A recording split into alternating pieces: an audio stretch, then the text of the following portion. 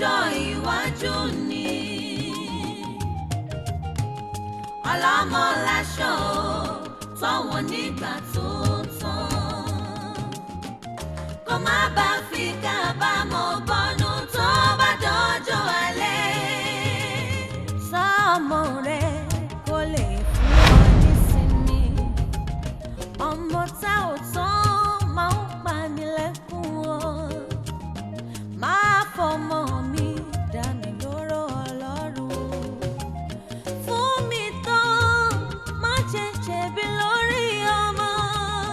Abiyamọ tí ó bá bìkítà lórí ọmọ. Ẹkún ọjọ́ iwájú ni. Ọlọ́mọ láṣọ tọ́wọ́ nígbà tó tán. Kó má bá fi kábàámọ̀ bọ́nú tó bá dọ́jọ́ alẹ́.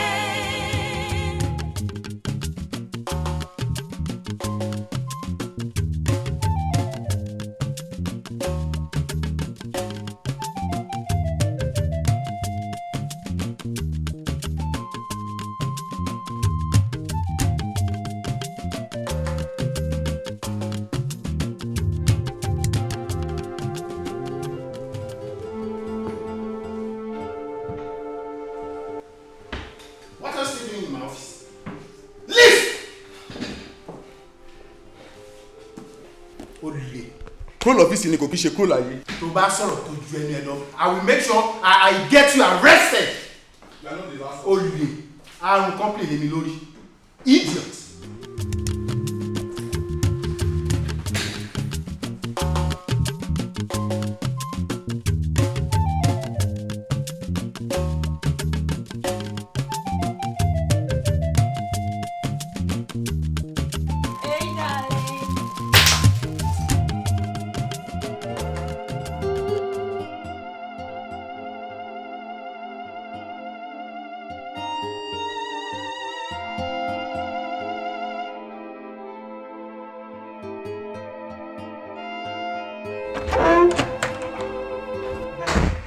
Ni mo ti sáàkì ẹ.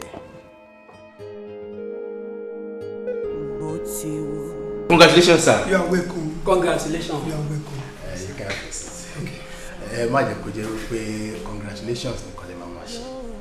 Máa fẹ́ kí ẹ bá mi fi ọwọ́ sowọ́pọ̀ pẹ̀lú ẹ láti rí pé iléeṣẹ́ ìgbé oríṣi. Ẹ má rí ní rí pé bóyá mo wá gbé àbúrò mi lẹ́yìn lórí o. Ó kújú wọn ni mo ṣe fi síbẹ̀. Ẹ̀yin méjèèjì àti Lẹ́wà. Ṣé bí Lẹ́wà ṣe máa ń pẹ́ dé ọ́fíìsì lẹ́yìn? Ó sọ fún wa tẹ́lẹ̀ pé òun máa ya branch office, so ó máa pẹ́ dé ní surface lane ni, kò ní pẹ́ dé sá. No problem. Tó bá ti dé ẹni kó rí mi. Alright sir. Ẹ ṣiṣẹ́ bí ọmọ ìyá ní orí family. No problem sir. No problem sir. Ìgbọ́dọ̀ bọ́jà yín o. No problem sir. Ẹ sà, orúkọ mi ni láti Olaiya. Ọkàn mi ṣẹ̀ṣẹ̀ balẹ̀ báyìí. Mo ti sáàkì idiot yẹn. Very good. O ní believe pé díẹ̀ báyìí ló kù kí máa yẹn jẹ́ company mìíràn pátápátá. Tí o bá ṣe ọpẹ́lọpẹ́ Ọmọlẹ́wà tó suggest wípé kí n invite external auditor. Ìṣèlú yẹn làṣírí wọn fi tú. Because tí wọ́n bá ti mọ̀ wípé auditor ń bọ̀, mo jẹ́rìí wọn á ti sáré lẹ́sẹ̀kẹsẹ̀. Wọ́n máa clear everything ni. Èmi náà wá ṣe kinní kan fún Lẹ́wà. Mo wá mọ̀ máa scold Lẹ́wà lójú everyone. Beautiful. Wọ́n tiẹ̀ nílé ronú láti rí Rẹwà bí traitor àbí bígbà tó sọ nǹkan kan fún mi. Beautiful. Beautiful. That's very brilliant. Wọ́n mọ̀ pé Mr. Brain làwọn ń deal pẹ̀lú. You have done beautifully well. Yeah, sure. Ní organization náà, ó dá kéèyàn máa ní irú èèyàn bí Lẹ́wà yẹn. Yes. Because òun ló máa sọ àwọn internal operations wọn tí ò ní hàn sí wọ. Yes. So it's very good. I'm very happy about this. Inú mi dùn. Thank you. Oh, mo nǹkan tó wá dùn mọ́ mi nínú jù nínú nǹkan tó ṣẹlẹ̀. Kí ni? Wípé àbúrò mi, ẹ̀jẹ̀ mi, ọmọ ìyá mi ló padà wá head company mi. That's actually something good. Babe, nísìnyí tí àbúrò mi ti wá fẹ́ máa bá wa gbé, máa fẹ́ kó bá mi tọ́jú ẹ, please. I love him so much. Okomi, why are you sounding like, oh, Mori ìyàwó tó ní? That's not a problem. You should know yẹ kó mọ̀ pé màá tọ́jú àbúrò ẹ̀. Bàbá ọkọ mi ló jẹ́ mi wá ní tọ́jú wọn kẹ̀. Ó dẹ̀ mọ̀ pé mi kì í ṣe oníwàhálà. So ilé nílé wọn, I'm sure he would really feel free. Yeah, darling. Thank you. Oh, come on, darling.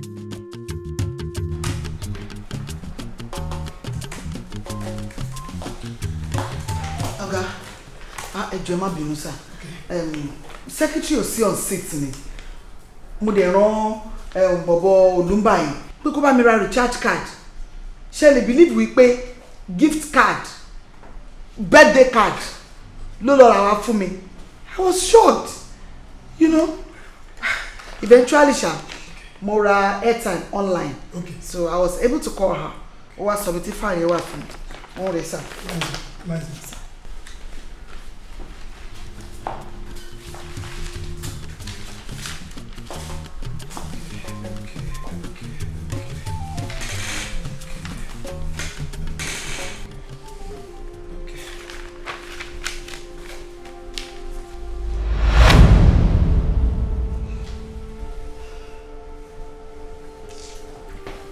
Don't you like what you see?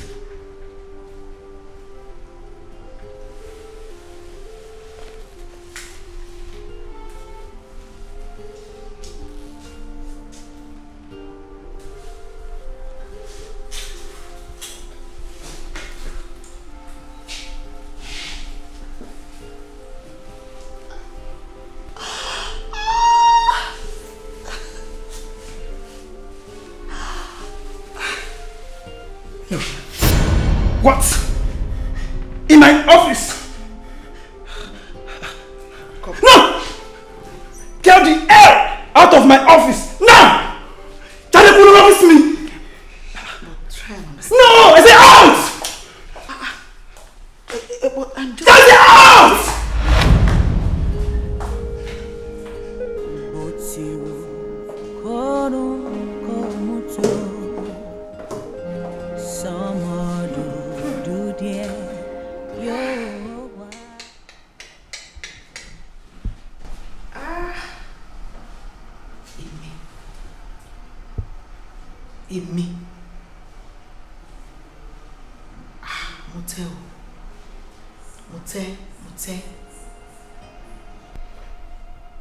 I have never been so humiliated in my entire life.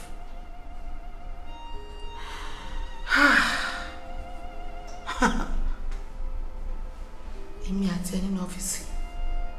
Doyin. Wá gbà. Èmi tí Ifá ti wọlé tó dé ti gbé Ifá wá fún. Ọmọ tó yẹ kí n mú mọ́lẹ̀ kí n dẹ̀ kó fún gbòlá. Ara mi lè wá wálé just like that. Àbí bẹ́ẹ̀ lọ́mọ yìí ni. Àbájọ́ mi ni. Kí ló ṣe mí? Kí ni mi ti lọlẹ̀ ayé mi?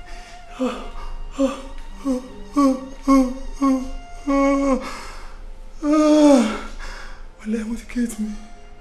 Doyin wọ́n ti get me. This thing that's happening to me, my heart is bitter. I can't explain it. Mavui!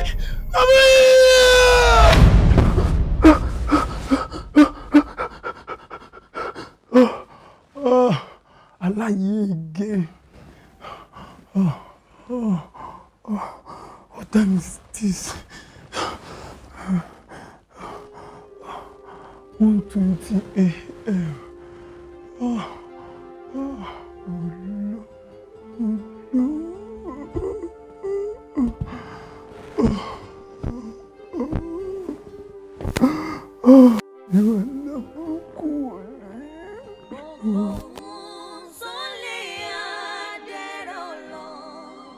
Hello, Mami. Mami, ẹ wò bí mo ṣe láàlá yìí nìyẹn. Kò dẹ̀ kí n ṣe alákọ̀ọ́kọ́. Ẹ wò Mami, aláyò kí n ṣe ẹlẹ́ẹ̀kejì. Ẹlẹ́ẹ̀kẹta ni mo máa lá irú àlá yìí. Tó lè jẹ́ same tí ó yàtọ̀ Mami. Àlá lásán ni. Àlá dẹ̀gọ̀. Wo lọ fi rẹ lọ́kàn balẹ̀. Sórí àwọn horror movies tẹ́ máa ń wò lálàyé lẹ́yìn gan. Ìyẹn gan lè contribute sí kéèyàn máa lálàkàlà. No, mami. Ẹ wo, aláìlé yóò gọ̀ o. Aláì yóò gọ̀, aláì feel real, mami. Alátéyàn ńlá the same. Ó yẹ kí mo kó feel real, mami. You worry too much. You worry too much. Lọ sinmi ara ẹ jàre. Mami ẹ jọ̀ọ́ ẹ bá mi wá nǹkan ṣe sí o because aláì ń dẹ́rù bà mí. Aláì ń dẹ́rù bà mí, mami. Okay. Mo ti gbọ́. Ẹ ṣé.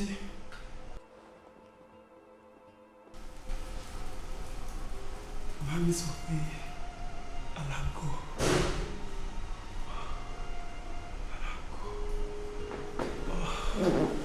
This thing that is happening to me, oh yeah, me. My heart is bitter. I can't explain it, but she me. I'm so worried about it. It saddens my heart to see me this way. This thing that is happening to me, oh yeah, me. My heart is bitter, I can't explain it. But she me, I'm so worried. It saddens my heart to see me this way.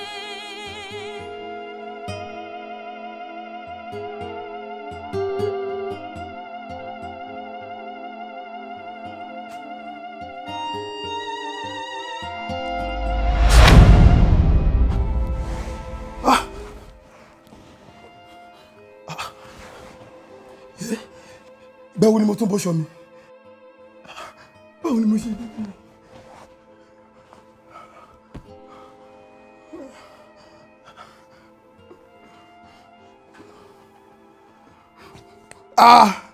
Mo tún ti ní wet dream. Ìṣẹ̀ṣẹ̀ wá gbà pa yé ṣe mí báyìí.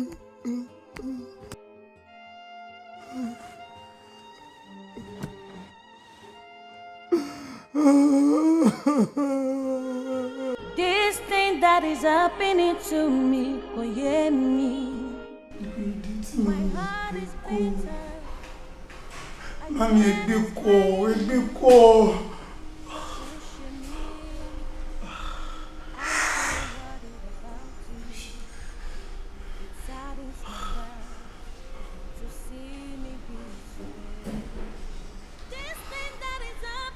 Mami, ẹgbẹ́ kọ́.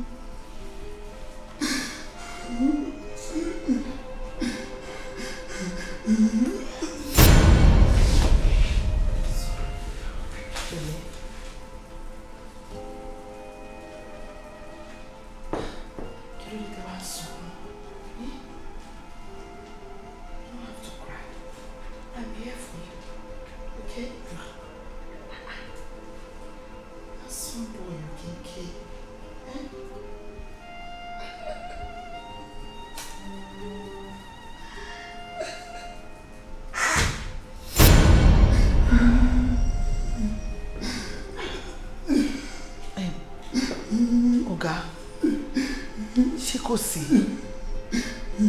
Kí ló ṣe yín tẹ́ fi ń sunkún? Kí ló ṣe yín? Kí ló ṣe lọ́fíìsì mi? Mo gbé fáìlì wá fún yín ni mo dẹ̀ rí pé ẹ̀ ń sunkún. Mo dẹ̀ ní pé kí ló ṣe yín, ṣé kò sí? Jọ̀ọ́ kí ni mo sọ fẹ́ bó ṣe mí? Ọ̀gá, it is not wrong for me to ask you. Lewa. Office Lewa ye den sunkún. Lewa.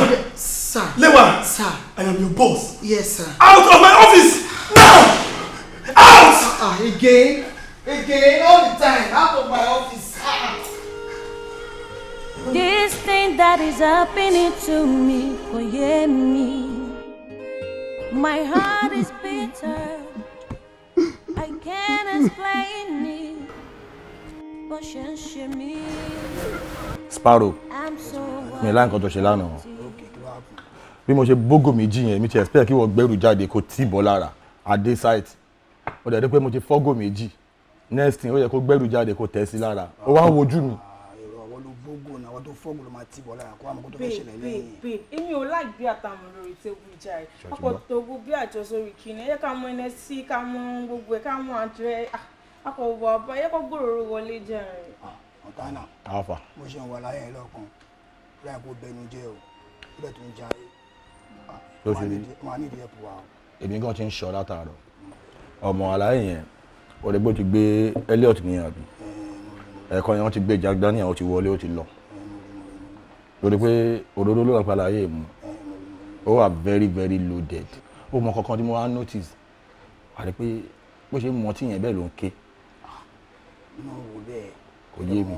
Láì dẹ̀ sọ̀rọ̀ ayé ò ṣe o. Ọ̀rọ̀ ló máa gbé adé bẹ́ẹ̀ o. Hey guys. Kò sí wàhálà. Yẹ kó mọ̀ ẹ kò kì í ṣàgbẹ́kọ̀ ya o. Ló ti ẹ̀ a máa kọ̀ ya tiwa tó máa neat ni. Ó máa neat ní òkè kò sí wèrè. Babes farabalẹ̀. Ẹ má fọ̀ òdodo máa wọlé ń sìn calm down yẹ. Ọ̀tánà. Ó pọ̀. Yẹ kó mọ̀.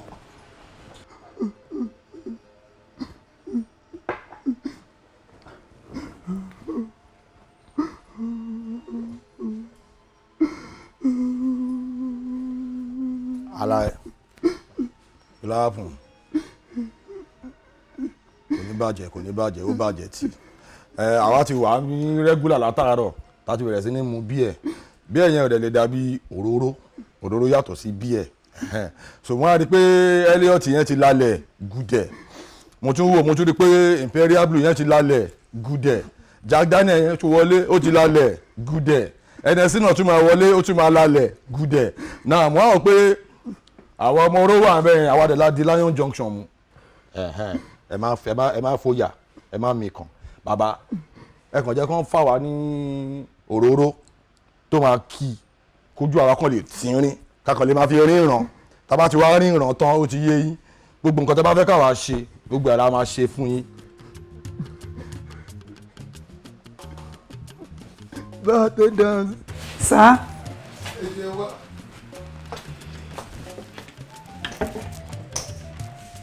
Alaye ń pè ẹ́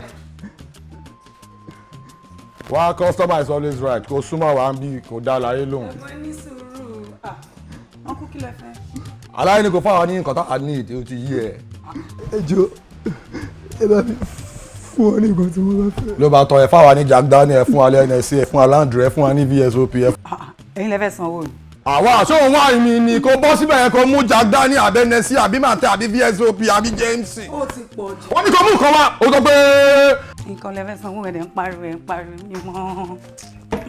Wọ́n ní kò wá jẹ sàárà oní láta wọ́n ní kí yẹ mú owó àtàwà ni tí wọ́n wá mí ni àgọ́ run through you o. Alaye náwó lẹ́yìn o ẹ̀ tó bá lẹ̀ ti ṣe báyìí sáwà wa a lè bójú ẹ̀jẹ̀ bẹ́ẹ̀ ṣe wà yìí lásán tẹ́tí gbé ọtí tẹ́tí gbé sí wa lẹ́nu a lè bójú yín jẹ́ anywhere anything tó bá fẹ́ happen ẹ kàn jẹ́ káwa mọ̀ tẹ́ bá fẹ́ rí wa ẹ kàn wá sí Lion Junction ẹ béèrè Montana kò pé méjì kò yé yín ẹ fọkàn balẹ̀.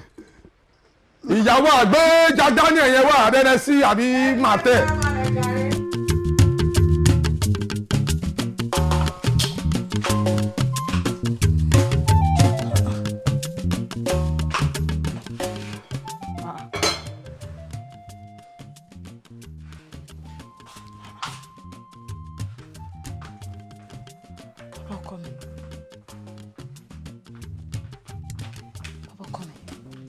Kí ló dé?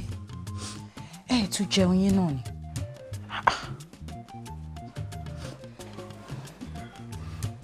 Kí ló dé kí ló ṣẹlẹ̀? Ẹ wò gbọ́dọ̀ parọ́ fún yín, I'm getting very uncomfortable.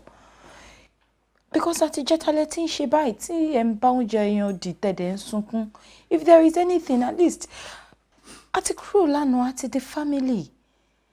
So why they kàn ṣe máa decide láti máa báyàn sọ̀rọ̀ kẹ́kọ̀ọ́ máa sunkún kẹ́ máa kó oúnjẹ lẹ̀?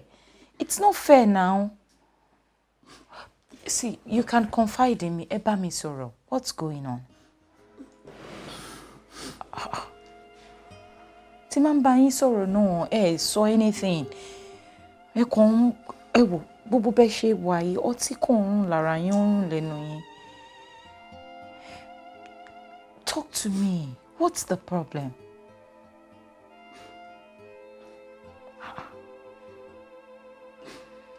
Bẹ́ẹ̀ ṣe ń ṣe yìí ń bà mí lẹ́rù.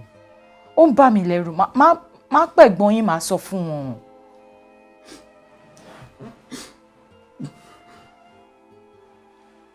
Ẹ tún ní bá mi sọ̀rọ̀.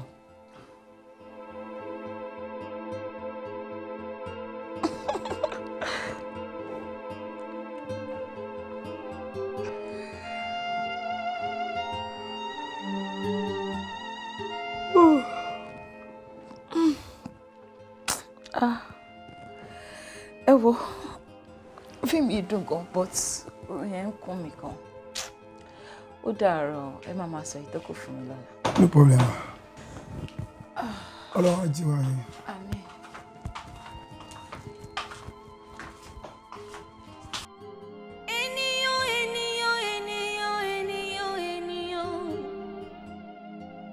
Ènìyàn àbìdíyàn yàn lọ́mọ aráyé.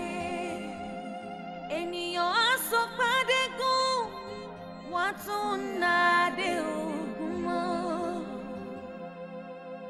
Ṣọ́ra fẹ́nìyàn. Má fún yín. Ẹni tó bá rí ènìyàn tí ò ṣá, onítọ̀hún ṣe rárẹ̀ ni. Gàbá yìí. Báwo mo ṣe débi?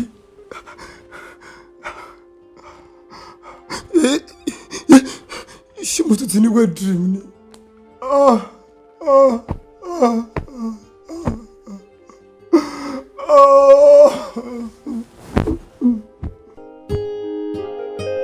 Ó tọ́jú sú mi. Ó màmá tọ́jú sú mi. Ọlọ́run dákun gbà mí. Gbà mí lọ́wọ́ ohun tí mi ò mọ̀ díẹ̀. Tó ń dààmú mi kiri. Gbà mí o. Gbà mí o. Akẹ́dà.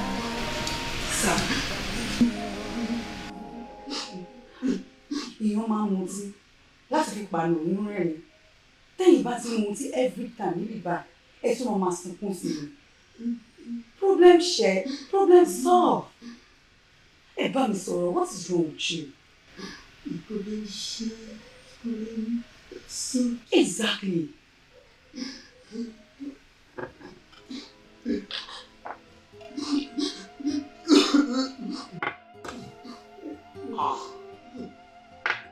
This is too much. Please. Ẹ sọ̀rọ̀ kí ló ṣe é? Ẹ jókòó. Okay.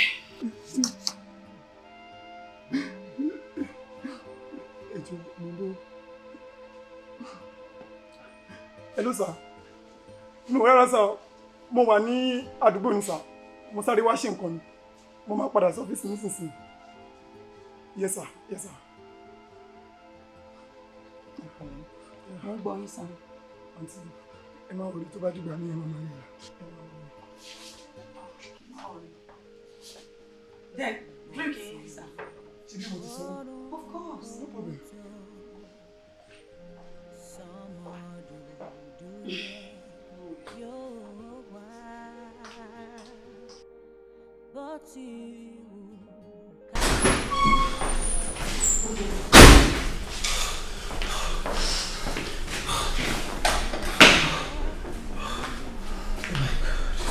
Oh my God.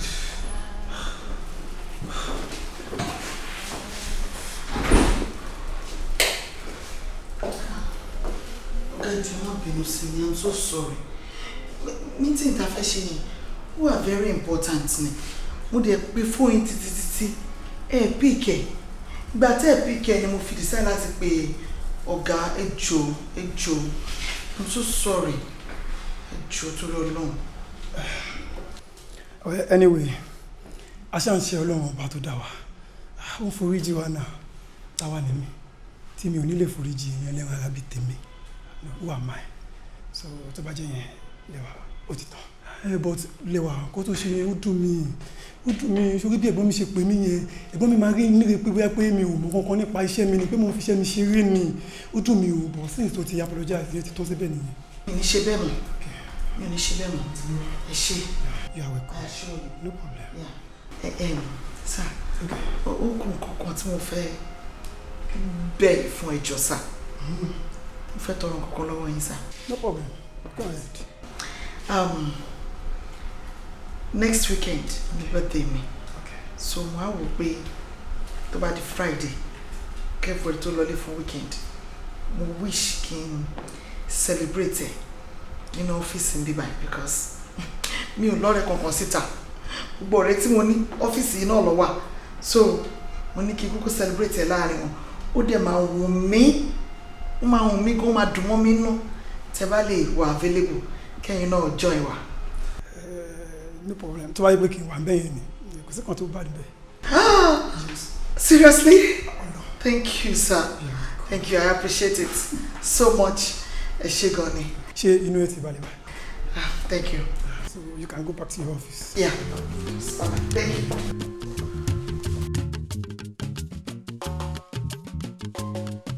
For she's a jolly good fellow. For she's a jolly good fellow. For she's a jolly good fellow.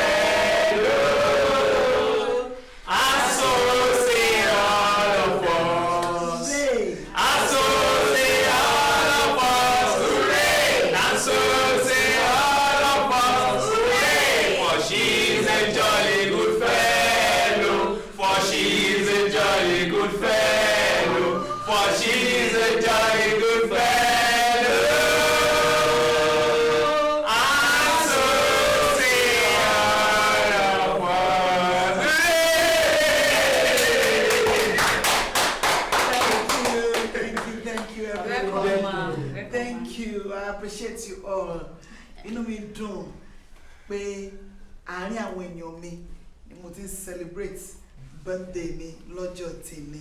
I'm so happy and I'm so grateful to you all. Ẹ̀yin náà ni ọ̀rẹ́ mi. Sure. Ẹ̀yin ni mo rí lójoojúmọ́. Àbí mo mú ní ìbá tó wà. Tí ó bá fi ṣe àárín yín. Mo appreciate you gan. God bless you all. Thank you.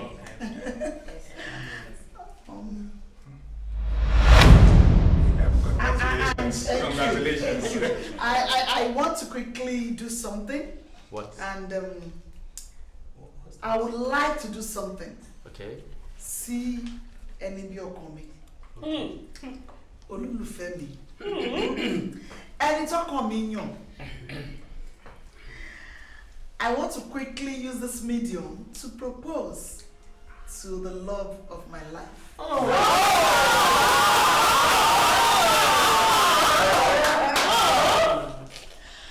Please. Say yes! Say yes! Say yes now. Sorry. Owolewa. Yes, darling. Ṣé èmi ni o fẹ́ propose fún? Of course. Yes. Are you sick? Ó dà pé o gbádùn. Owolewa, o rí wípé o ti sick.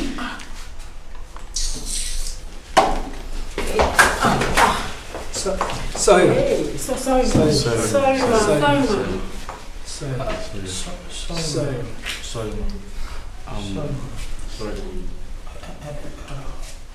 Sorry. Continue trying, please. Sorry.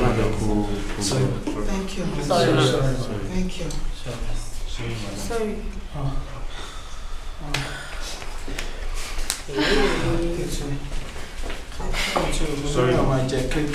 Sorry. Sorry. Sorry. ẹ kó àwọn wáìnì àti kéèkì yẹn kúnlẹ̀ kó padà sọ́fíìsì. Okay. Abima. Let me take this one. Pack. Owó náà fi ṣe. Sorry, just take it easy. Owolewa, I am deeply sorry.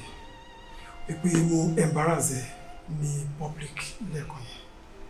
Jọ̀ọ́ nítorí t'Ọlọ́run. Mo fi Ọlọ́run Ọba tó dáyé, tó dá ọ̀run, òun ni mo fi bẹ̀. Jọ̀ọ́ má bínú sí mi, ìwà tí mo wù sí ẹ lẹ́ẹ̀kan yẹn. But níbi tí ọ̀rọ̀ dídé báyìí, please let me open up my mind. Mo ti ní ẹni tí mo fẹ́ fẹ́. Òun ò dé mọ̀ wípé òrìṣà jẹ́ pé méjì bí mo sì. Mi ò gbọ́dọ̀ ṣe ẹni yẹn because bá ti ṣe mo ti ṣe lè dá ẹ. Because tó ṣẹlẹ̀ nìyẹn. Please, Lewa. I'm sorry. But mo dẹ̀ wá ń gbà ní àdúrà tí Ọlọ́run bá wípé Ọlọ́run á bá mi pèsè adéwì títí fún ẹ. Ọkọ tó máa mú inú ìdùn láàárọ̀, tó máa mú inú ìdùn lọ́sàn, tó máa mú inú ìdùn lálẹ́. Òun ni Ọlọ́run bá máa bá mi ṣe fún ẹ. Owolewa. Ṣé gbogbo nǹkan tẹ́ fẹ́ bá mi sọ? Thank you. Can I take my leave? Yes.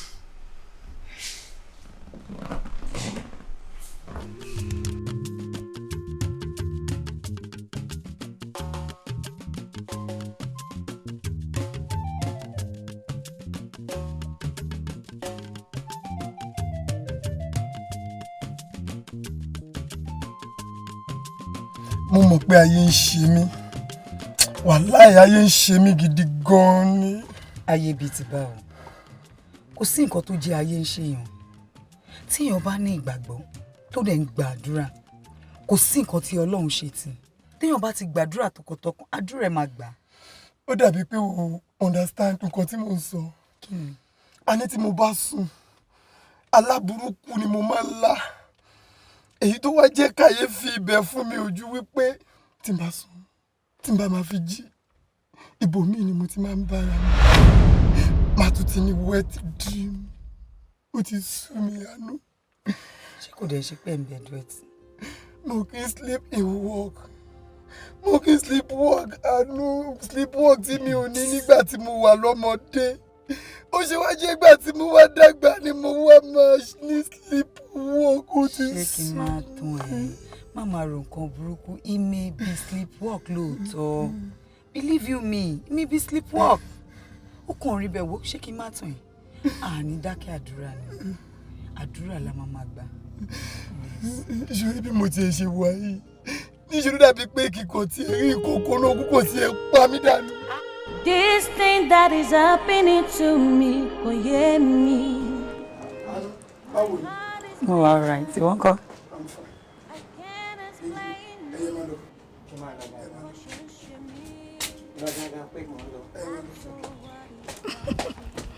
Báwo? Èmi àti ẹ̀gbọ́n mi, a ń ṣe nǹkan kan lọ́wọ́ nínú ilé ní mo receive call ẹ̀yìn. Okay, wọ́n wà lára.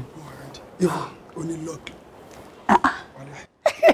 Anyway, má jà fi ọ̀rọ̀ lẹ̀ sọ̀rọ̀. Nǹkan tí mo wá rí ẹ fún ni pé mo gbìyànjú gan-an. Mo lọ sórí òkè o. Mo ṣe àdúrà ọjọ́ 7. Wọ́n try gan-an. Ìgbà tí a lọ sí orí òkè, àwọn wòlíì 7 ló ṣe àdúrà lórí ọ̀rọ̀ yìí. Àbẹ́là tó dẹ̀ fún mi. Ṣorí kankan ẹ̀, o máa fi wẹ̀ ní. Gbogbo nǹkan tó máa fi lò ó ti wà ń bì báyìí. Ṣorí àbẹ́là 3 yìí, àkọsẹ́ ló ṣe lé lórí. Mo bẹ̀ torí Ọlọ́run. Wọ́n ní o máa fi ṣe àdúrà odindi ọjọ́ kan délẹ̀. Ó máa jó láti orí, ó máa jó dé ìsàlẹ̀. Torí Ọlọ́run tó bá ti yọ tán tó ṣàdúrà yẹn tán, àdúrà wa ti gbà. Ẹ kí wàhálà mi já sásán. Jọ̀ọ́ torí Ọlọ́run. Ó ṣe gan. Ọlọ́run ní dáwọ́ náà dá bùkátà ẹ̀. Ó ṣe thanks so much. Then, ṣó mọ̀ pé. O rí pé wèrè ni ẹ. Ṣọ́mọ babaláwo ni ẹ ní àbọ̀mọ́ kí ni ẹ? Dámi náà. O ò tí ì fábùrò mi o ti ń kó kándù wá. Tó o bá wá fẹ́ gan kọ́.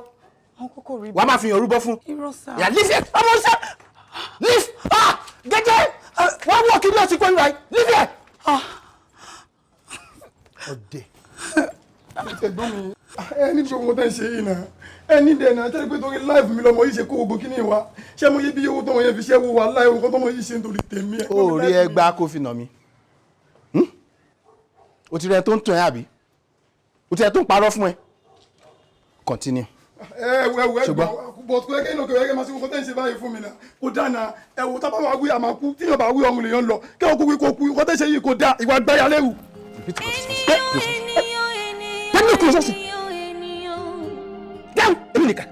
Ènìyàn àbìdíyàn lọ́mọ aráyé ènìyàn àsọpàdégún wọ́n tún nàdé ògùn mọ́. Ṣọ́ra fẹ́nìyàn ènìyàn bí àparò lọ́mọ aráyé ẹni tó bá rí ènìyàn tí ò ṣọ́ra onítọ̀hún ṣera rẹ̀ ni.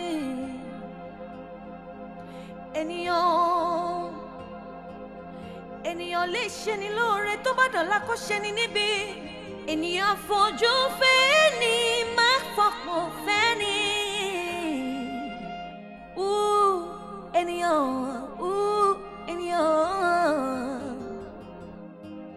Ènìyàn lè ní kó wá tó bá dọ̀la ènìyàn á tún sọ pé má wá mọ́ mi ò sí nílé. Ọ̀rọ̀ ènìyàn ṣe é jọ nítorí ìtọ́lọ́run ọba mo fi ọlọ́run ọba tó dáyé tó dá ọ̀run mo fi bì í jọ má bínú ìwà tí ẹ̀gbọ́n mi wù sí ẹ lónìí gbà pé nǹkan tó ṣẹlẹ̀ sí ẹ̀yin gbà pé èmi ni mo ṣe ṣùgbọ́n jọ nítorí ìtọ́lọ́run ọba má bínú sí mi níbo ló wà máa rí mo máa wá bá ẹ ṣùgbọ́n. Ẹ ló bá wò ni mi ti ń pè ẹ́ ti pẹ́ náà o pí kọ́ mi I want you to listen to me mo fẹ́ kó farabalẹ̀ gbọ́ mi dáadáa o mo ṣẹ̀ṣẹ̀ wọ́ 20 million naira kan láti inú àkáǹtì company bọ̀dá mi mo ṣẹ̀ṣẹ̀ wọ́ sínú àkáǹtì ẹ̀ báyìí ṣó ń gbọ́ ok mo wá fẹ́ kó máa lọ sí Abẹ́òkúta tó sọ fún mi the last time yẹn mo fẹ́ kó máa lọ síbẹ̀ báyìí. Ok, fine. Ṣé orí tó bá ti débẹ̀, ìwọ kan pè mí, máa wá báyìí bẹ̀. Ṣé o ti gbọ́? Ok, I love you. Bye. Ok.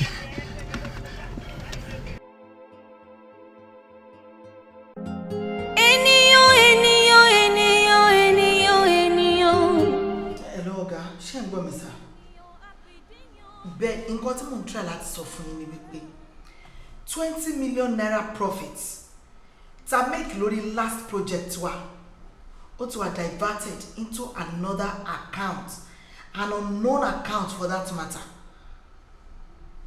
And ọ̀gá, Adédoyin ni mo suspect. Yes sir.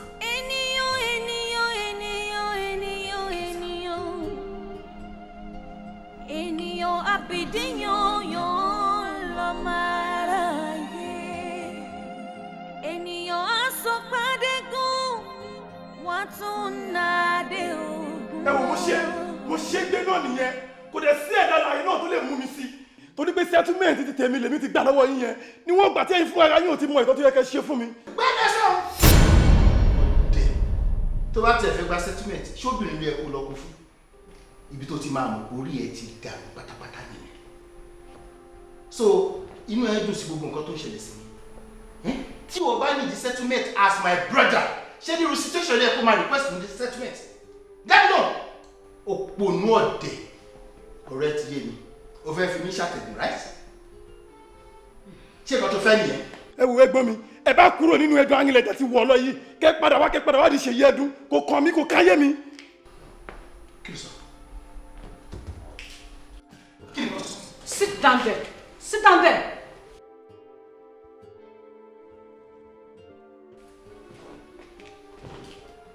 Adedoyin, I did not raise you like this. I raised you to be a strong and courageous man, not a thief or a fool. How dare you? Abba! báwo ló ṣe máa gbé owó ẹ̀gbọ́n ẹ sí àkáǹtì obìnrin tó mọlé ò mọnú ẹ̀ ó máa gbé lọ ni. Mami ò kò lè gbé lọ. Àbẹ́ ẹ̀ máa gbọ́. Mami kò lè gbé lọ. Sọ́ọ̀sì àánú láyé dọ́rùn. Kò lè gbé lọ. Kò lè gbé lọ. Kò kí sọmọ burúkú. Ọ̀dẹ̀ ni ẹ́. Ọ̀dẹ̀ ni ẹ́. Ojú ìwọ̀n sí pẹ̀lú ọ̀rẹ́ tí kò bá ṣe pé ìyá tó bí lọ́mọ wọn ojú mi idiot yìí ni màá bá mi sọ̀rọ̀ bó ṣe máa mi sọ̀rọ̀. Ó tó ẹ̀. Wọ́n bí ìwọ. Níbo lọmọbìnrin náà wà? Mami mi ò lè sọ ibi tó wà fún yín. Ní ìgbọ́. Mi ò lè ṣe kí ni? Mi ò lè sọ. Ṣé ẹjọ́ plan ẹ̀ ni? O ò lè sọ ibi tó wà. O má jẹ́ kí n change ojú fún ẹ. Abẹ́fẹ́ bá tèmi jẹ́ ní ẹ̀yán ọmọ yìí. Kí ló dé náà? Ó dára no problem mami. Tó bá jẹ́ bẹ́ẹ̀, Abẹ́òkúta ló wà. Abẹ́òkúta yẹn kò ládírẹ́sì. A kàn máa lọ sábẹ́òkúta. You are wasting my time. Sọ̀rọ̀ jọ. Mami number 39, Taliki Street off Ọmọjọdá, Ìsàlàkì.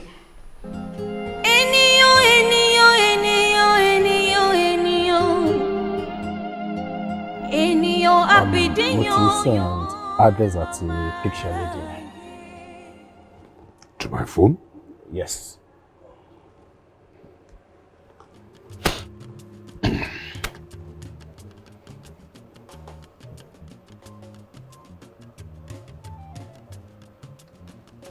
This?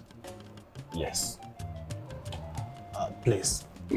I want a clean job. Tí kò ní ní traces kankan.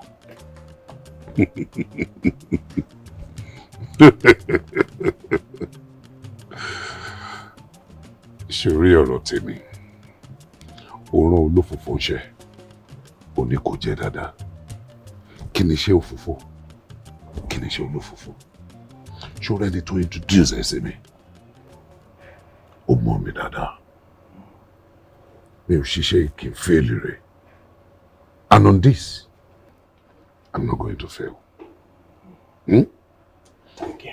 I'm going to handle your job perfectly. This small fry? This is nothing.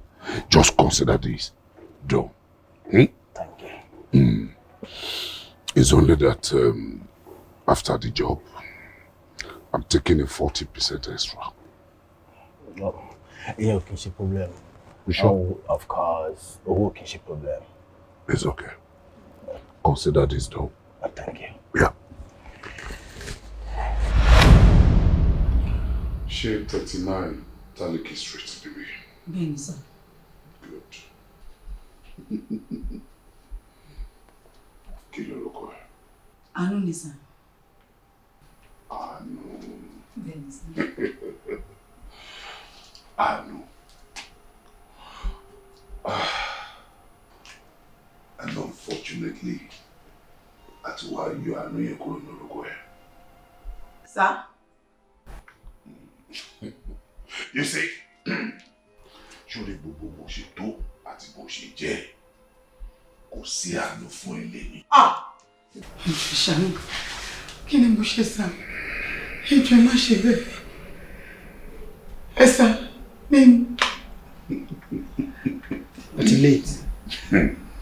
Let me tell you this. Mi ò mọ bí ilé ẹ ṣe tó. Mi ò mọ bí tó lè fẹ́ sásì. But I want to let you know pé kò sí ibi tó lè sá sínú ilé. Tí a ní mú ẹ nítorí pé nǹkan tá a fẹ́ gbà ọwọ́ ẹ ló wà. Ìjọ sá, tó bá ju olè fẹ́, bọ́fẹ̀ mi máa fún yín. Ìjọ kò sí kò tẹ fẹ́ tí kò sí fún yín. Madam, o ti late. O get it. Ṣorí nǹkan tá a fẹ́ gbà ó wà lọ́wọ́ ẹ. Máa fún yín. Yeah. She's a very good girl, you know. Oh, yeah.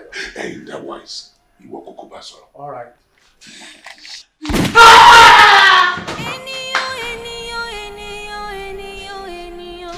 Won't you confirm? Confirm.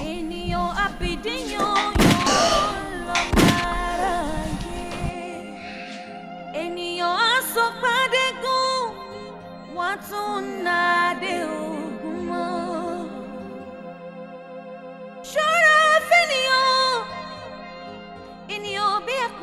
lọ́mọ aráyé ẹni tó bá rí ènìyàn tí ò ṣọ́ra onítọ̀hún ṣera rẹ̀ ni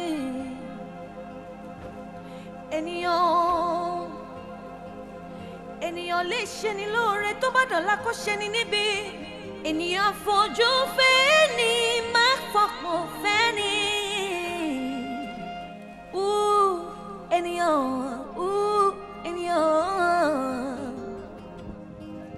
ènìyàn lè ní kó wá tó bá dọ̀la ènìyàn á tún sọ pé má wá mọ́ mi ò sí nílé ọ̀rọ̀ ènìyàn ò ṣe é gbára lé ènìyàn ò ṣe é fọkàn tán. ṣé kò sí ní ọ̀lẹ́ yìí. Anu ẹ gbà mí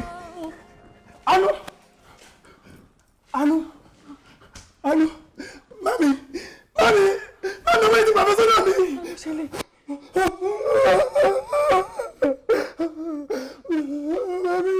má kó bẹ́ẹ̀ gbọ́n ẹ o ó kàn lè rí lásán ni kò lè pa. mami ó ti sọ pé òun máa gbọ́ ọ́ lẹ́yìn. kò lè ṣe bẹ́ẹ̀ rárá kò lè pa.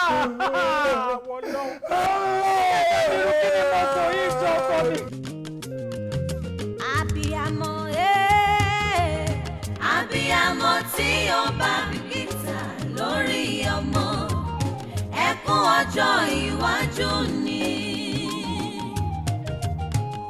ọlọ́mọ láṣọ tọwọ́ nígbà tó tán kó má bá fi kábàámọ̀ bọ́nú tó bá dọ́jọ́ alẹ́ sọ́mọ rẹ kó lè fún ọ nísinmi ọmọ tá ò tán máa ń pani lẹ́kùn ọ máa fọmọ mi dá mi lóró Ọlọ́run fún mi tán má jẹ́ jẹ̀bi lórí ọmọ abiyamọ tí ó bá bìkítà lórí ọmọ ẹkún ọjọ́ iwájú ni ọlọ́mọ láṣọ tọwọ́ nígbà tó tán kó má bá fi kábàámọ̀ bọ́nú tó bá dọ́jọ́ alẹ́.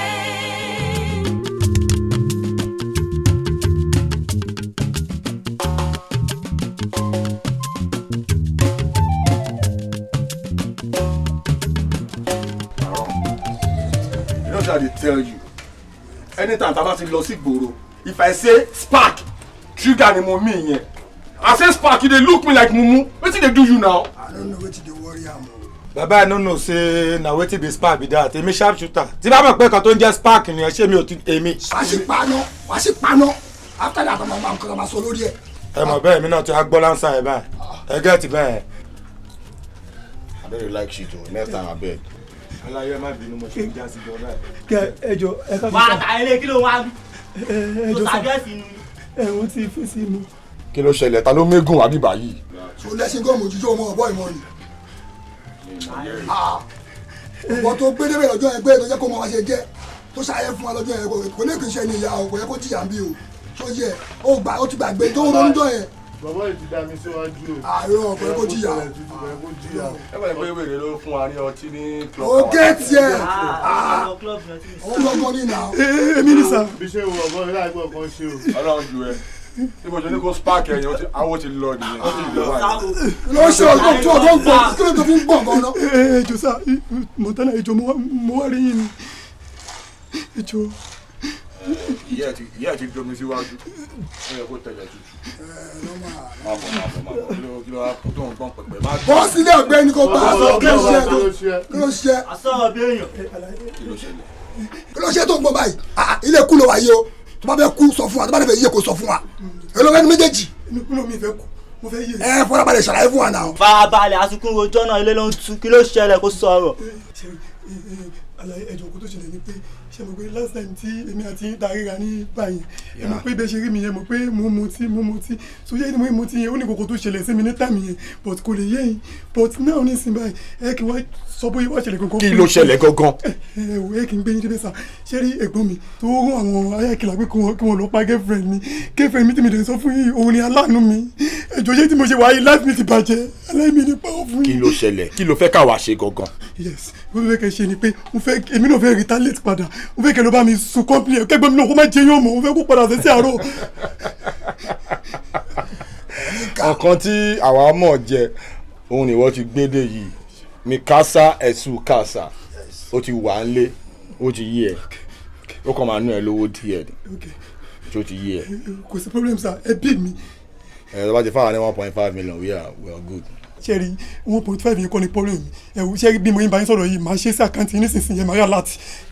kò sí wèrè táwọn bá ti rà láti iṣẹ́ ti di ṣíṣe ṣé ká ṣe ń sìn sìn ni àbí ká fi ṣe òru lọ ń ṣèkà. no fẹ́ kẹ́ tẹ̀lé mi báyìí bẹ́ẹ̀ ni sir. ìwọ ṣe transfer yẹn táwọn bá ti rà láti ó ti yí ẹ àwọn máa wọlé. ìwọ náà máa gbọ́ gbàgà o ẹ sójú ẹ fún. òun ni Tony Montana. òun ni alpha àbárọ̀. ọmọ ti ṣe dáadáa sẹ́yìn ẹ ṣe mo dúpẹ́. àwọn lọ gbọ̀n ju o mo gbọ̀n. ẹ kò fura sí ẹ o ga àwọn tẹ́lẹ̀ náà sílẹ̀ nìṣá tí wọ́n kọ́ yíká sáwọn sẹ́ni bọ̀dì mo lé kí wọ́n kú dànù ó lọ ń dúró kó lé wọn jáde àríkà sùn ọ̀tọ́ fẹ́ sùn jáde. èmi ò mọ̀jọ́ tí Montana di pastor. in fact tí wọ́n pírísì mi báyìí ni. ó sún mi o. tó bá yẹ sẹ́mọ́ ni pé kí n máa trigger kí n máa trigger. ó sún mi o. ṣe bá kọjá ìbọ́ta. ó yá mú bẹ́ẹ̀. èmi ìdẹ́lẹ́rù yìí máa tún kí. ẹ bọ́ tá n bí báyìí. ẹ bọ́ tá jàre. ẹ kọ́ ìbọn tó ń jà kó sì kúrò. ẹjọ́ sà dáàdì ewo ni tọ. ọmọ náà báàgì mi ni mi ò. the Lord is my shepherd. èmi máa sunjú máa lé o. the Lord is my shepherd. the Lord is my shepherd. don't see anybody. bàbá tó ti kù sílẹ̀ kó sọ ẹni sì máa nulẹ̀. ọ̀kan ṣeré mi bàá. bí láti dẹ̀ dey craze for. ó ṣe é. ẹjọ́ lórí pé wọ́n sọ́wọ́ ẹ̀mí yín fún wa ni. wàláì. hello sir hello ṣe ń gbọ́ mi sir mo ní pé kí n sọ fún yín ni o ẹ wò Adédoyin wọ́n ti lé gbogbo wa pátápátá kúrò nínú ọ́fíìsì bẹ́ẹ̀ ni sir ó náà fẹ́ dáná sọ ọ́fíìsì mo ní kí n tètè inform yín ni sir ẹ wò mí díẹ̀ mo ìmọ̀ kọ̀ọ̀kan báyìí jáde kúrò nínú ọ́fíìsì èmi àtẹ́lẹ́dá mi ni o okay. what.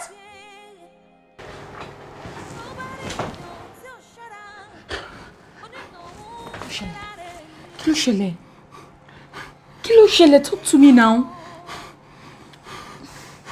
hello mami. hello. ọkọ mi káàárọ̀. tẹ́ ẹ bá ti rí òkú ọmọ yín ẹ má béèrè èèyàn tó pa èmi ni mo pa ọmọ yìí ti sùn kọ́pìnì mi. yé mo gbọ́. kọ́pìnì tó jẹ́ pé gbogbo ilé ayé mi mo fi jí ẹ lọ́dọ̀ bílù dẹ ọmọ yìí ti sùn. yé má ṣe bẹ́ẹ̀ jọ mi ní fojú sunkún kankan nu yín lágbára Ọlọ́run. ìwọ náà máa bọ̀ mo fọlọ́run bẹ̀ yé mi ní fojú sunkún kankan nu yín o. kò sí wàhálà o. ọkọ mi yé wàhálà. ṣé sùúrù o mo gbé máa pè ní ìsìn máa pè ṣùgbọ́n ọjọ́ ọmọ fọlọ́run bẹ̀ jọ ọkọ mi àtàndájọ́ ẹlẹ́dàá mi o mo rógo. kí ló ń gbénú ọmọkùnrin náà ṣé o ti wà pọ́sẹ̀sì jẹ́wọ́ fún mi.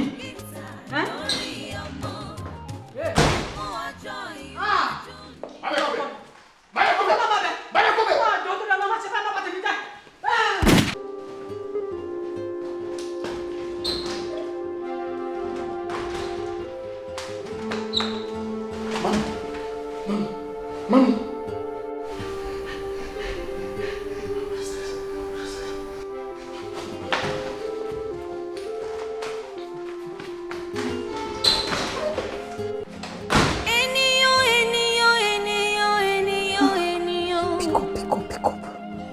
Pick up. Jẹ́ bó bóyá ó ti ka mẹ́sẹ̀gì tí mo sẹ́ǹtì.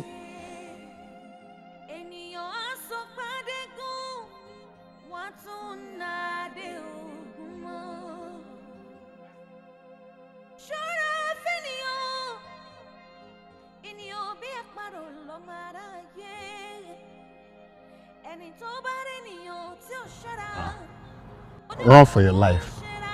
My husband is coming for you.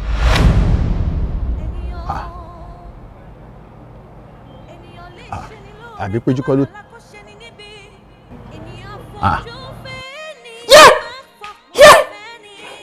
Ọkọ mi ni mo lọ send message sí. Ọkọ mi mo send message sí. Yeah! Tí ó yẹ máa pa mí. Yeah! Mistake mo ṣe. Tí ó yẹ mo send message sí.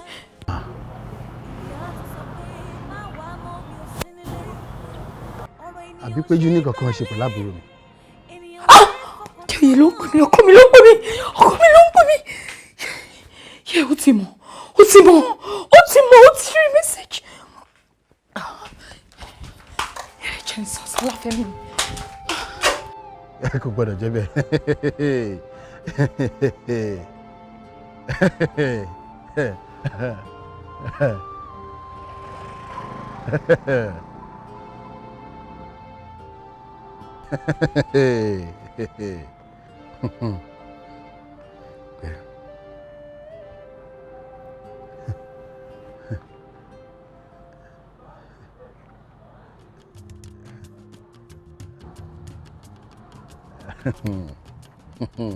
Did you pick up?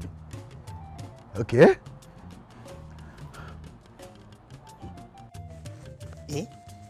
Fóònù yìí máa ń dán. Ta ló wá ń pè mí lásìkò yìí? Ọ̀gá ni sá. Hello ọ̀gá. Hello Gèje. Ẹ sà. Níbo ni wèrè tí mo gbé sílé wà? Wèrè tẹ́ ẹ gbé sílé. Ọ̀gá ẹ má bínú, oríṣiríṣi wèrè ló wà o. A ní wèrè aláṣọ, a ní wèrè oníjó, a ní wèrè olórin. Èmi wèrè gateman. Bọ̀dá mi Ibrahim Chata. Wèrè actor làwọn. Ní wọ́n wèrè tẹ́ ẹ ń sọ ni wèrè ló gbé sílé ọ̀gá. Wèrè yàwó mi mo bá ń jẹ ẹni mo ló wà. Mo gbọ́ wèrè méjì sílé ni. Look, tí o bá fẹ́ kíṣẹ́ gbọ́ lọ́wọ́ ẹ̀, má yẹ kó jáde ní compound yẹn. Lock the gate now and keep the key. Wèrè ìyàwó yín. Ó dà mo ti gbọ́, ìníjẹ́ kí wọ́n jáde. Kódà iṣẹ́ tẹ rán mi yín jẹ́ dúbẹ̀ ṣe rán mi lọ. Ọ̀gá ẹ fọkàn balẹ̀. Ṣé ti gbọ́ ẹ fọkàn balẹ̀ ọ̀gá? Mo gbọ́. Yes sir. Good.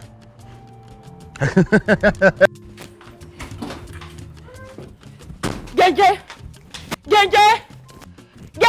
Madamu. Tètè ṣí gẹ̀ẹ́tì fún mi. Tí o sí. Ṣí gẹ̀ẹ́tì fún mi, lọ ṣí gẹ̀ẹ́tì. Géètì kì í ṣí géètì. Ẹ̀rù ti gbà mí gbé àtẹ́pàdé gèǹjé. Èmi ló pàṣípò ti tó ni ẹ̀sìn wà dẹ́rù bà mí. Ṣé géètì lẹ́fẹ́ ní í sí? Madamu mi lè ṣí géètì. O lè ṣí géètì, má lọ ṣí. Èmi ti ṣe lọ́ọ̀kì ẹ̀ mọ̀ òdòdó ara yín láàmú. Madamu ẹ̀ máa gbọ́ ìfarabalẹ̀. Ẹ wojú ọ̀run. Kí lẹ rí? Ẹ̀rọ kọ́tà ò kọjá, bàálù ò kọjá, kódà kò sẹ́yẹ lójú ọ̀run. Ọ̀gá ti declare lockdown káàkiri gbogbo àgbáyé. Ẹ lè bọ́ta Madamu. Mo fọlọ́ ìfẹ́ gbọ́dọ̀ gbalẹ̀ ọ̀gá mi gbàgbà ìgbàkúnlẹ̀ ọ̀gá. Mo rẹ́dí àti fún ẹ lẹ́ni tí tó bá fẹ́ jọ báyìí. Kéje mi tí mo fún ẹ lóúnjẹ tó ń jẹ. Mo mọ̀ pé fún lóúnjẹ ṣùgbọ́n kà á sanwó oṣù fífi ilé kọ́dọ̀ ọ̀gá gbaṣẹ́ lọ́wọ́ mi ìfisẹ́ mi ti eré.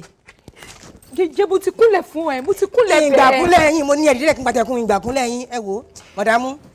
Ẹ máa wọlé lọ ẹ máa gbogbo ara kẹ́ máa wẹ̀ kẹ́ máa sùn kẹ́ máa jẹun ẹ máa jẹun Màdámù ẹ wọlé lọ.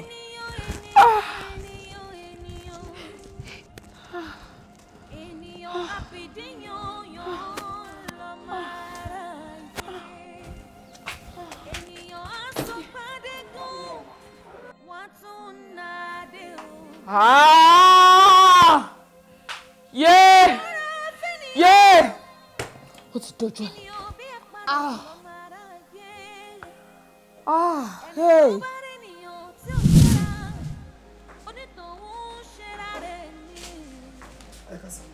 Ẹ káàsán. Ṣé wà?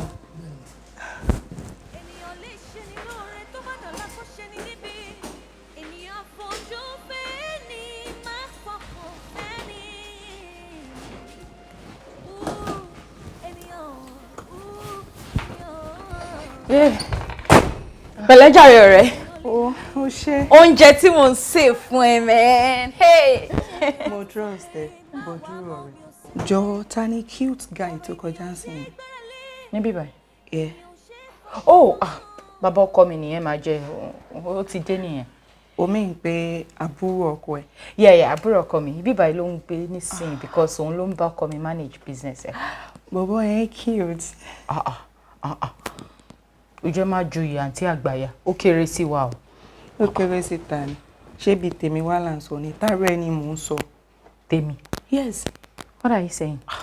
Ọ̀rẹ́ ó ti pé 6 years tó ti marry ó tí bímọ. Irú sọkúsọ wo ló ń sọ lẹ́nu ẹ̀? Ìwọ ni wo bí eléyìí gangan ló máa. Àní má sọ ọmọ sẹ́. What are you saying? Àbúrò ọkọ mi. Ní sùúrù ṣó eléyìí gangan ó pè ẹ́ ju kó nà ṣẹ́ síta lọ. Ṣó mọ̀ pé ẹ̀jẹ̀ ọkọ ẹ̀ lélẹ̀ ni tó bá ṣe tẹ́ ṣe tó débi oyún sìn tó bá ṣe DNA sìn àbí tó go spiritual ọkọ ẹ̀ náà ló máa bá ń bẹ nítorí pé ẹ̀jẹ̀ kan náà ni wọ́n.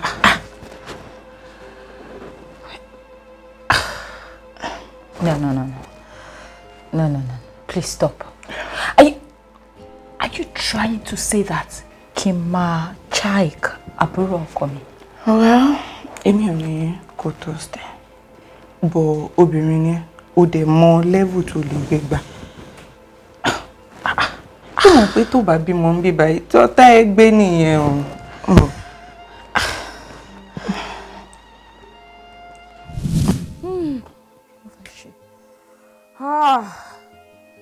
Ọ̀gá ẹ̀yin náà ti mọ̀ ṣùgbọ́n ó pẹ́ kẹ́ ẹ tó mọ̀ wọ́n ti ṣe tipẹ́tipẹ́.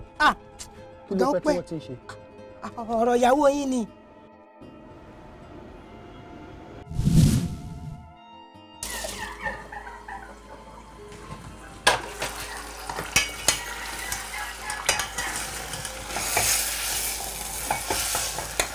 Kí ni màdámù wá ń ṣètò wá ń dààmú mi láàmú báyìí? Oorun yìí mọ̀ fà mọ́ra kẹ́. Oorun tí mò ń gbọ́ mi ti gbọ́ orú ẹ̀ láyé ìgbàgbé màdámù ti ń dáná náà léyìí o. Díntì ẹ̀ wò náà bóyá ó yẹ kí n lè wọ́n tó ń ṣẹlẹ̀ bẹ́ẹ̀. Ojú mo sì tókè dáadáa bó mo ti fẹ́ ṣe báyìí.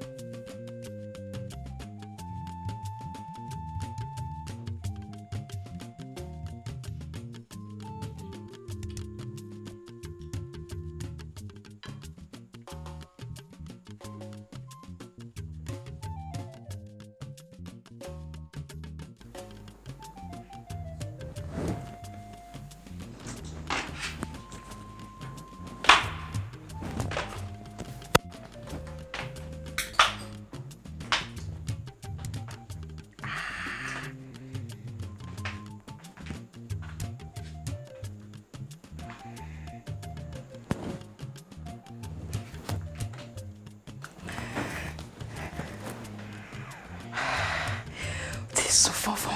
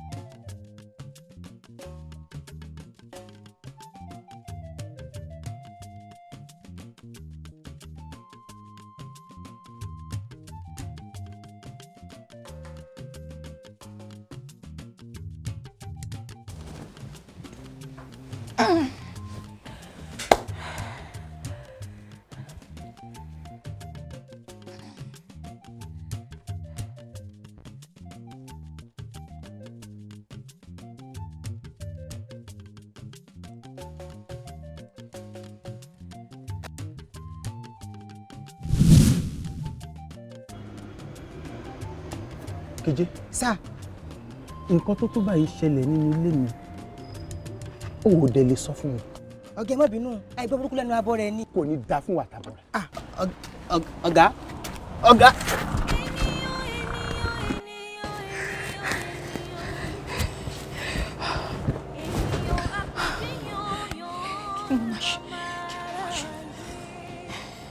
Kí ni mo ṣe?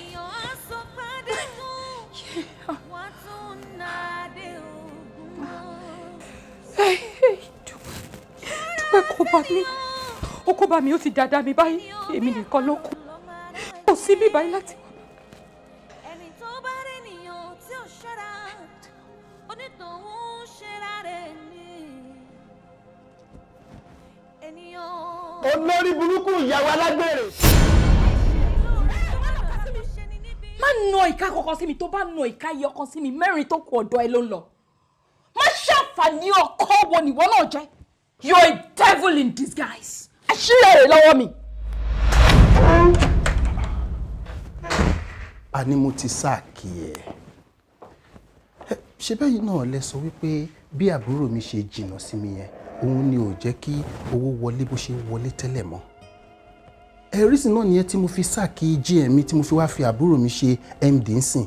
So tó bá súnmọ́ mi, mi ò ní excuse kankan fún owó tí ò wọlé fún mi mọ́. Yes, mo ready láti ṣe gbogbo nǹkan tẹ́ ẹ bá sọ pé kí n ṣe fún torí mo mọ̀ pé òun lálò. Okay, so bó ti ṣe wà pẹ̀lú mi nsìn kò sí nǹkan kan tó ń jẹ́ pé bóyá mo ń complain nípa owó mọ́. Kò ní bàjẹ́.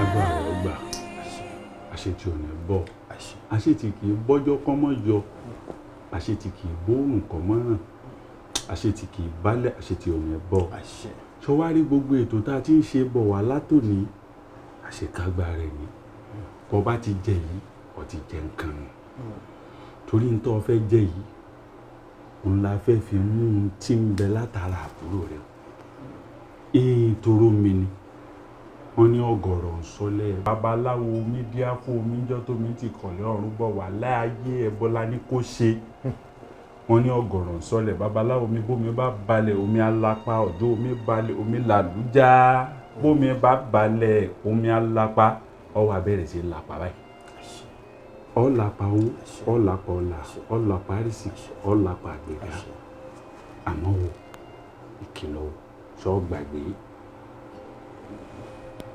ṣọ́ọ̀ṣì gbàgbé ń tọ́ ọmọ rántí wọ́n jọ jẹ́gbọ́n ọkàn fún un pé ọmọ báyàwó rẹ̀ sùn ní o àmọ́ kò ní dánmọ́. Kí n ṣáà ti lówó owó kan pa bàbá owó kókó owó kan pa. ṣọwárẹ́ nìkan òkè ọ̀hún náà tá a lo nǹkan rẹ̀ fún ọ yìí ń dàbúrò rẹ̀ kò sẹ́ni tán lè gbé tìlúdì ayé yìí tó kó rẹ̀ tó lè gbérí mọ́. àmúkò rẹ̀ ó máa gbérí bọ́ bá ti sùn torí àwọn ìjànú ni ó máa bá láṣepọ̀ ìyẹn yóò máa jẹ́bi ọlá tẹun. yorùbá mi ò ti yé báwọn. ọ̀wá rí nǹkan ẹyọ kan tó jẹ́ kìlọ̀ ọbẹ̀ àsìkò ìgbà tó yẹ káwọn ìjànú wáhùn kí wọ́n á bá láṣepọ̀ lọ́gànjọ́ èèyàn kankan ò gbọ́dọ̀ súnmọ́ lásìkò àwọn ìjànú ọ̀sà ọlá tí ó máa dìde títọ̀dọ̀ rẹ̀ ó máa fẹ́ lọlẹ̀ ọlá rẹ̀ ò ní lọlẹ̀ ọ̀gbọ́ kìlọ̀ kan tí mẹ́ńbẹ̀ nù. Níwọ̀n ìgbà tó ti jẹ́ wípé owó tí mo bá ní mo lóore ọ̀fẹ́ láti fi mọ àbúrò mi. dáadáa inú lọ dáa torí tó bá ń ṣàánú àbúrò rẹ kò ní jọ kọ́ máa ráyé ó máa wí nǹkan bẹ́ẹ̀ni yóò dà fún ọ ọ̀bàrà kan kàwé lọ́nà fún wọ́n ná ká níbẹ̀ lọ́nà ká ìwéré rà níbẹ̀ lọ́nà ijó ìwéré pàtà ìṣepò ìsàdì níbẹ̀ lọ́nà yọ́gẹ́rẹ́ eruku ọ̀nà òpè kọ́mọ lọ́nà mọ́rin ọ̀bàràká wá kábi lọ́nà fọ́ọ̀mù àwọ̀ ọ̀bàràká ọ̀kábi lọ́nà fún ọ yọ kábi lọ́nà àti kó àtàrùn àti gbogbo tí ó jẹ́ dìwọ́ yọ kákó lọ́nà fún ọ̀yà. ṣé kò ní kankan tí màá tún sọ sílẹ̀ mọ́ kí n kọ́ máa fẹ́ ṣe ti parí yọ dà fún ọ. bàbá ṣebí nǹkan tí ẹ sọ fún mi ni pé kò sí bí mo ṣe lè jin ìyàwó mi tó kò lè di olú. bẹ́ẹ̀. But to my surprise ìyàwó mi ti lóyún.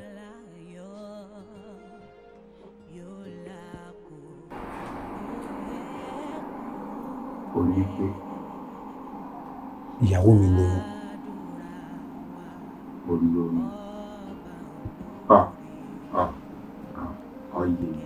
ọyẹ ó ṣe mọ ọmọ rí yọ̀dà fún ọ tí ọ̀nà bàjẹ́ gara ọ̀nà ṣá ọ ojú òní tìwọ́ náà òní jí sọ́fì ayé. ọ̀dà àbáwọn bó ṣe lóyún ń dà. ṣé mo ti lè padà fúnyàn lóyún ni. wọ́n tọ́ra rẹ̀ láàrin èmi rẹ̀ àjọ mọ̀ pé o lè fún ìyàwó. Yes, but báwo ni ìyàwó mi ṣe wá lóyún.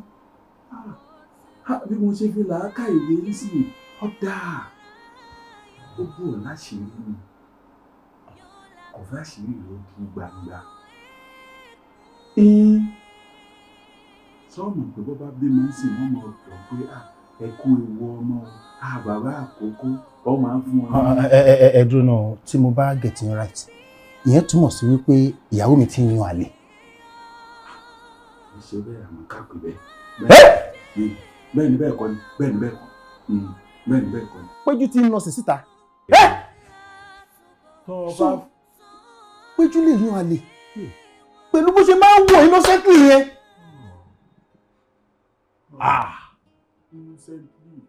ìròyìn ọba mi o. gidi.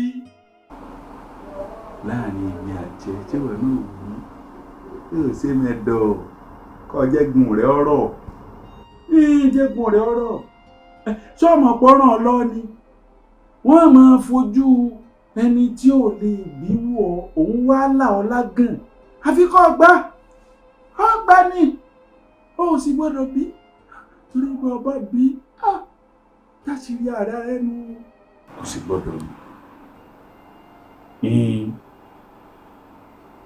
àti ọ ìgbà yẹn kọ́ ṣàbùrù ẹ̀ àǹtó ṣàbùrù ẹ̀ ni mo fi ṣètò àwọn ṣàbùrù ẹ̀ ni. ìwọ gọgọ lè ṣù ó yá jẹ́ ká pariwo ọ̀rọ̀ síta ó yá èmi bá mo ṣàgbèrè ìwọ ọ̀pá odindi èèyàn ọ̀pá ẹ̀jẹ̀ ìgbà tó bá lè ṣe bẹ́ẹ̀ fún ẹni tó jẹ́ ọmọ ìyá ọmọ bàbá ẹ̀ èmi tí mo jẹ́ ìyàwó ẹ̀. You are a bastard. You are a bastard.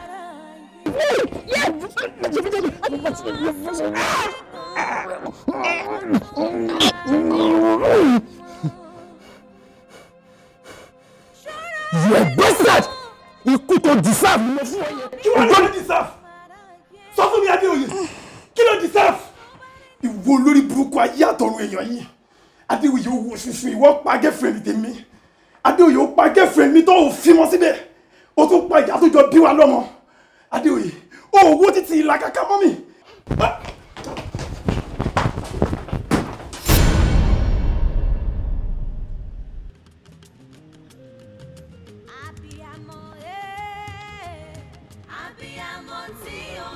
wo má da àwọn ọmọ yẹn ló ń jàre àwọn ọmọ yahoo yẹn ó lè fi gbọ́ jà bẹ́ẹ̀ yẹn ọjà lè fi jẹ bọ ìwọ bó ṣe múra ọmọ yahoo yẹn bọ́ yẹn máa ń ṣe nìyẹn sílẹ̀ jàre.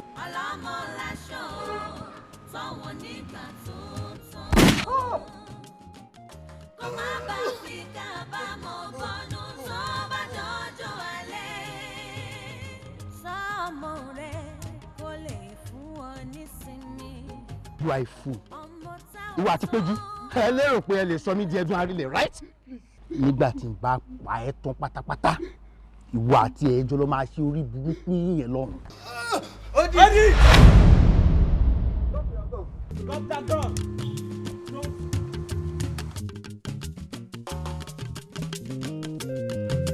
Abiyamọ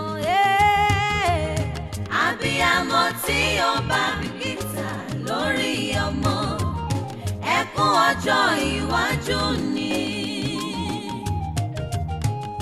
Ọlọ́mọ láṣọ tọ́wọ́ nígbà tó tán. Kó má bá fi kábàámọ̀ bọ́nú tó bá dọ́jọ́ alẹ́. Sọ́mọ rẹ̀ kó lè fún ọ nísinmi. Ọmọ tá ò tán máa ń pani lẹ́kún o. Máa fọmọ mi dá mi lóró Ọlọ́run. Fún mi tán, má jẹ́ jẹ̀bi lórí ọmọ. Abiyamọ tí ó bá bìkítà lórí ọmọ, ẹkún ọjọ́ iwájú ni. Ọlọ́mọ láṣọ tọ́wọ́ nígbà tó tán. Kó má bá fi kábàámọ̀ bọ́nú